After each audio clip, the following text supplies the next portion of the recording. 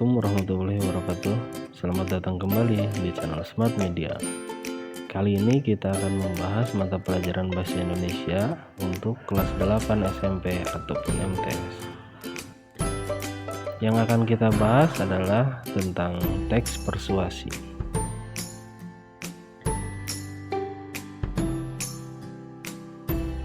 Pada teks persuasi yang akan kita bahas adalah yang pertama, mengidentifikasi permasalahan aktual teks persuasi. Yang kedua, menyimpulkan permasalahan aktual teks persuasi. Yang ketiga, menelaah struktur kebahasan teks persuasi. Yang keempat, menyajikan teks persuasi secara tulis dan lisan.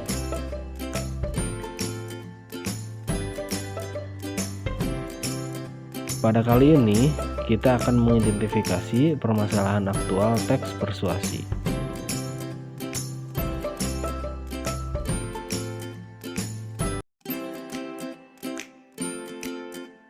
Pertama, tujuan pembelajaran.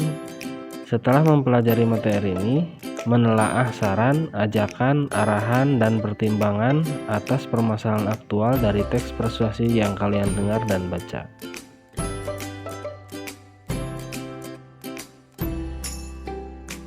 Siapa yang masih ingat dengan kata persuasif? Coba kalian perhatikan gambar di bawah ini.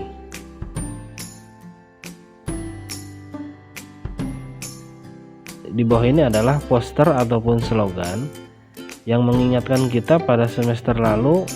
Dalam slogan dan poster terdapat kalimat ajakan ataupun kalimat persuasif. Coba kalian perhatikan ketika gambar di bawah ini.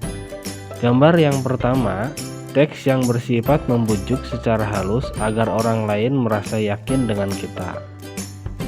Gambar kedua, teks yang bersifat ajakan atau larangan. Gambar ketiga, teks yang berisi saran kepada orang lain.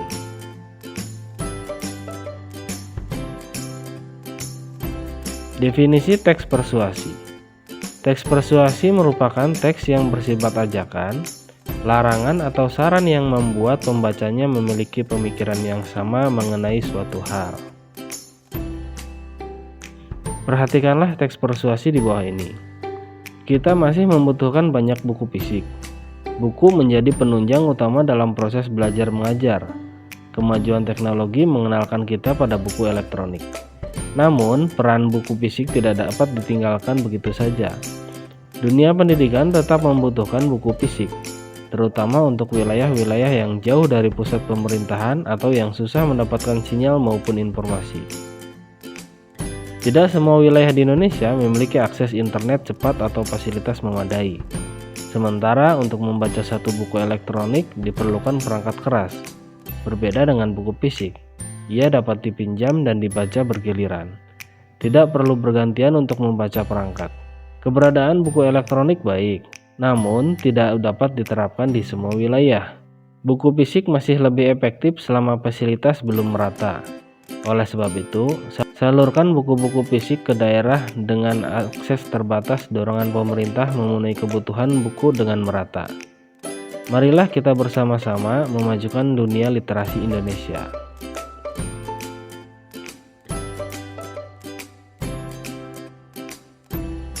Selanjutnya, ciri-ciri teks persuasif. Yang pertama, berisi data dan fakta. Yang kedua, meyakinkan pembaca. Yang ketiga, berisi kata-kata ajakan. Dan yang keempat, menghindari konflik. Jenis-jenis teks persuasi. Yang pertama, persuasi propaganda. Biasanya mengiring tahu pembaca pada opini tertentu. Yang kedua, persuasi politik. Persuasi politik adalah supaya kita ikut memilih dalam partai politik ataupun pemilihan umum.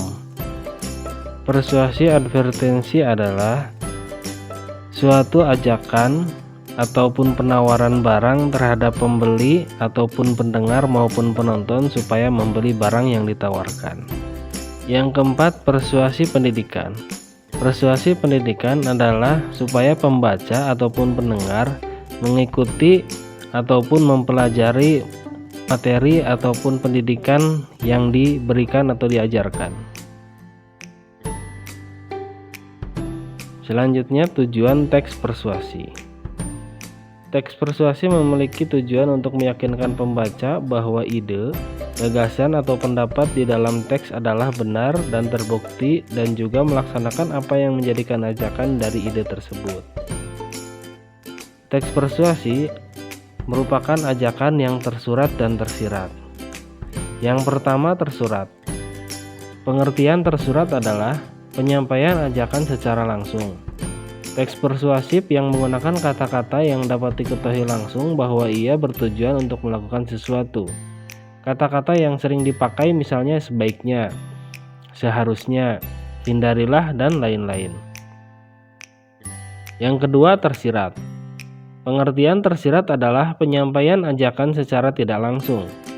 Teks ini mengharuskan pembaca untuk menerjemahkan ajakan yang dimaksud dalam teks tersebut.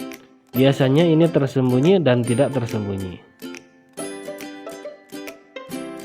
Marilah kita menemukan ajakan dalam teks persuasif. Perhatikan pula cuplikan teks berikut.